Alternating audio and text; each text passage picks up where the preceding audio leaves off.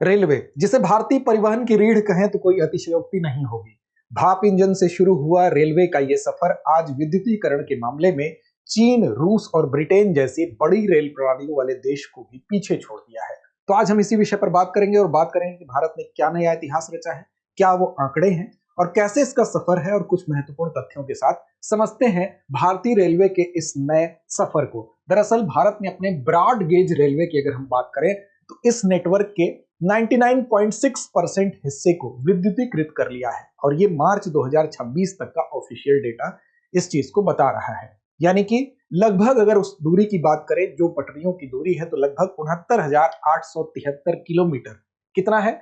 69,873 kilometre जो है इसका विद्युतीकरण कर लिया गया है, जो कि प्रतिशत के लिहाज से 99.6% होता है।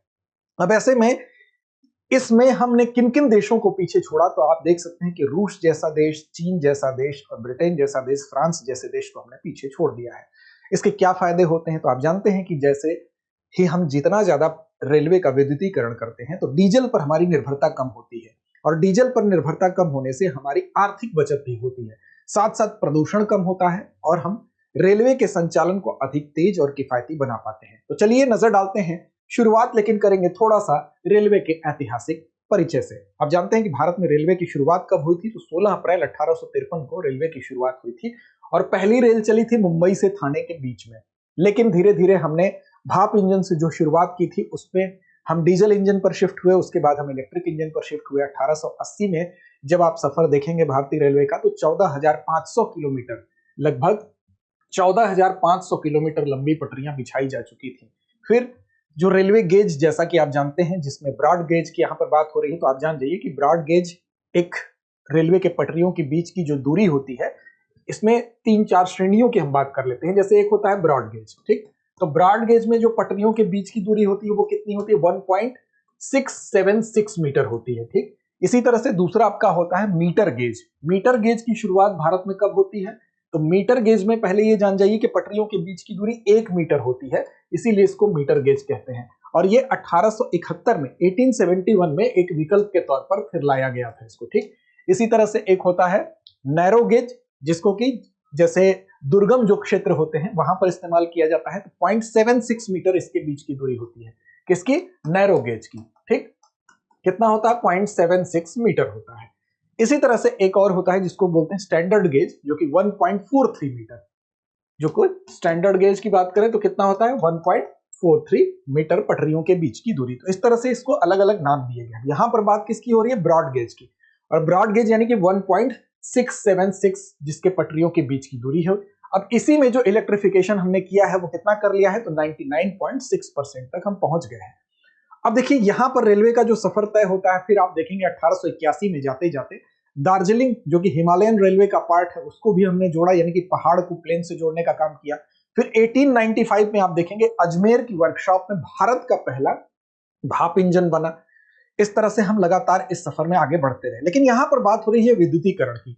तो विद्युतीकरण की अगर बात करें तो वर्ष 2014 से पहले के फेज को और वर्ष 2014 के बाद के फेज को अगर हम देखें तो वर्ष 2014 के बाद विद्युतीकरण जो है वो तेजी से हुआ है, और 2014 से पहले यह आंकड़ा आपको दिखाई देगा सिर्फ 20% पे, और 2014 के बाद 2026 की अगर बात करें तो आपको ये 99.6% तक पहुंचता हुआ दिखाई दे रहा है। अब जो कि अगर दूरी के हिसाब से देखिए तो 21,801 किलोमीटर था, और अभी हम जिस दूरी की बात कर रहे हैं रेल के पटरियों की, तो वो 69,873 किलोमीटर तक पहुंच चुका है। यानी कि इसमें वृद्धि जो हुई है वो आप अनुमान लगा सकते हैं।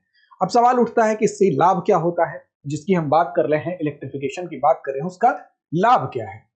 तो देखिए रेलवे के विद्युतीकरण में जो हम लगातार 2014 के बाद से 20% से लेकर 99.6% का आंकड़ा पार किए हैं, इसका सबसे बड़ा लाभ तो यह है कि 180 करोड़ लीटर डीजल की बचत हुई वर्ष 2024-25 में।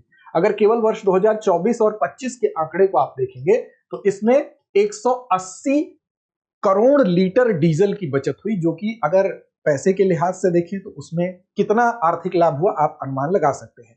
तो कच्चे तेल के आयात पर निर्भरता कम हुई, साथ साथ डीजल की तुलना में अगर आप देखें तो 70% अधिक किफायती इलेक्ट्रिफिकेशन से चीजें हो जाती हैं। तो 70% ज्यादा किफायती होगा तो देश को क्या होगा, एक तो कच्चे तेल पर हमारी डिपेंडेंसी कम होगी जिसको कि हम आयात ही करते हैं, और साथ साथ हम इसमें अधिक किफायती यात्रा को बढ़ावा दे सकेंगे। तो ये फायदा हुआ। दूसरा, इन्वायरमेंट के लिहाज से, प्रकृति के लिहाज से प्रदूषण कम होता है, और रेलवे संचालन भी अगर आप देखेंगे तो वो अधिक तेज होता है और किफायती होता है। अब विद्युतीकरण के स्तर के आंकड़े को अगर हम वैश्विक रूप से तुलना करें तो चीन में अगर आप देखें तो 82% चीन में आपको दिखाई देता है विद्युतीकरण। तो चीन को हमने क्या किया, पीछे छोड़ दिया, क्योंकि हम कहां पहुंच गए, हम 99.6% पर पहुंच गए। इसके अलावा अन्य भी जो देश हैं, जैसे चीन के अलावा रूस देखें तो रूस में 52% है। रूस का आंकड़ा कितना है, 52% है। इसी तरह से आप अन्य देशों की बात करें तो जैसे कि स्पेन की बात कर ले, वहां लगभग 67% है। इसी तरह जापान की बात कर ले 64% है। ब्रिटेन की बात कर ले तो वहां भी 39% है। और इन सारे देशों को इलेक्ट्रिफिकेशन के मामले में हमने विद्युतीकरण के मामले में पीछे छोड़ दिया। अब ट्रैक नवीनीकरण पर भी चर्चा कर लेते हैं। तो 2014 में जहां पर ट्रैक नवीनीकरण की बात हो रही थी, उससे और 2026 में जो सफर है उसमें आप देखेंगे लगभग 54,600 किलोमीटर जो है वो ट्रैक का नवीनीकरण किया गया। 2014 से लेकर 2026 के बीच में कितने किलोमीटर ट्रैक का नवीनीकरण हुआ, तो 54,000 से ज्यादा, यानी कि 54,000 लगभग 600 किलोमीटर है। इतने किलोमीटर ट्रैक का क्या हुआ, नवीनीकरण किया गया। साथ साथ कुछ अन्य तथ्य भी आपको जानने चाहिए, जैसे कि 110 किलोमीटर प्रति घंटे वाले ट्रैक को अगर हम देखें, यानी कि वैसे ट्रैक जिन पर कि 110 किलोमीटर प्रति घंटे की रफ्तार से ज्यादा पे ट्रेनें चल सकती हैं, तो 2014 में ये आंकड़ा कितना था, तो 31,445 किलोमीटर था, जो कि अब 2026 में बढ़कर 85,000 प्लस किलोमीटर हो चुका है। यानी कि 85,000 प्लस किलोमीटर ऐसे पटरियां हैं जिस पर 110 किलोमीटर या उससे ज्यादा की रफ्तार से चला जा सकता है। तो ये कुछ महत्वपूर्ण आंकड़े थे जिस पर आपको ध्यान देना चाहिए। अब बात विद्युतीकरण की चल रही थी, तो देखिए सबसे पहले यह भी ध्यान रखना चाहिए आपको कि भारतीय रेलवे में विद्युतीकरण की शुरुआत जो हुई थी वो कब हुई थी, तो 1925 में हुई थी, यानी कि 1925 में। और 1925 में पहली जो इलेक्ट्रिक ट्रेन जो चली वो कहां से कहां तक चली, तो बॉम्बे विक्टोरिया टर्मिनस से लेकर, बॉम्बे विक्टोरिया टर्मिनस से लेकर ये ट्रेन चली थी आपकी कुर्ला हार्बर के बीच में। ठीक, तो कुर्ला हार्बर के बीच में, ये भी आप याद रखेंगे। ठीक, तो बॉम्बे विक्टोरिया टर्मिनस से लेकर कुर्ला हार्बर के बीच में 1925 में चली ट्रेन, और ये पहली इलेक्ट्रिक ट्रेन थी जो कि भारत में चली। विद्युतीकरण की रफ्तार की अगर हम बात करें तो वर्ष 2004 से लेकर 14 के बीच में अगर आप देखें, वर्ष 2004 से लेकर वर्ष 2014 के बीच में जो स्पीड थी वो विद्युतीकरण हम करते थे किस स्पीड से, तो 1.42 किलोमीटर पर डे के हिसाब से हम करते थे। यानी एक दिन में विद्युतीकरण होता था लगभग 1.5 किलोमीटर के आसपास, पूरा 1.5 किलोमीटर भी नहीं था।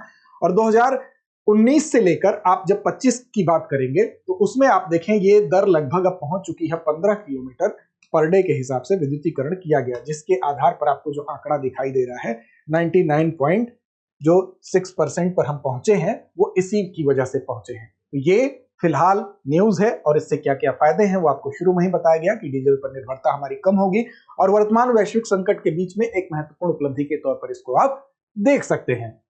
तो इसमें देखिए 2014 से 26 के दौरान ये जो आंकड़ा आपको बताया गया यही चीज है, और 7 हाई स्पीड रेल कॉरिडोर भी घोषित किए गए हैं। कवच प्रणाली से हम क्या करते हैं, ये स्वदेशी ऑटोमेटिक ट्रेन प्रोटेक्शन सिस्टम है जिसमें कि हम अपनी प्रणाली को अत्याधुनिक भी बना रहे हैं। एआई आधारित निगरानी 1874 स्टेशनों पर लागू हम कर चुके हैं। 2025-26 में ट्रेन संचालन प्रतिदिन अगर देखें तो 25,000 ट्रेनें हम रोज चला रहे हैं।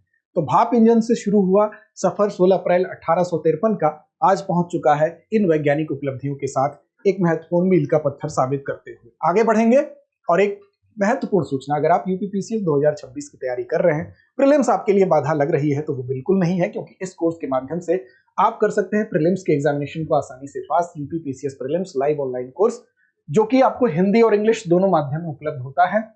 इस कोर्स की वैलिडिटी 12 महीने तक है। इस कोर्स के विषय में अगर कुछ भी आप ज्यादा जानना चाहते हैं तो आप कॉल करिए हमें 8750187501 पर। साथ साथ दृष्टि लर्निंग ऐप को डाउनलोड कर लीजिए, वहां पर UPPCS prelims live online course के विषय में सारी जानकारी विस्तार से देख सकते हैं आप। चलिए अंत में चलते हैं एक अभ्यास प्रश्न की तरफ, जिम्मेदारी छोड़ते हैं आपके ऊपर।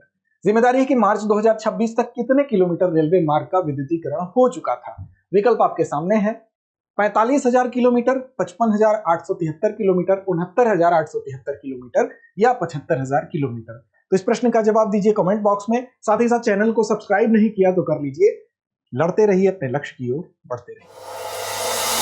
अब एग्जाम की तैयारी को और बेहतर करने के लिए हमारे चैनल को लाइक, शेयर और सब्सक्राइब करना ना भूलें।